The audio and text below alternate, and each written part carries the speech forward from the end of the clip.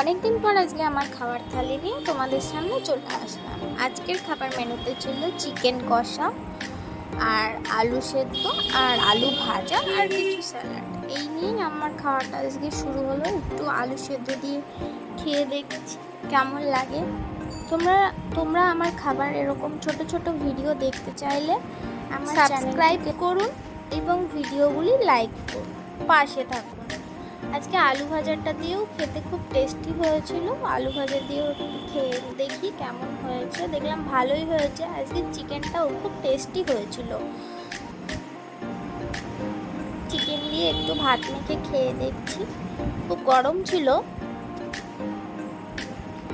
খুব সুন্দর হয়েছিল খেতে। আমার মা রান্না করে, দারুণ টেস্টি হয়।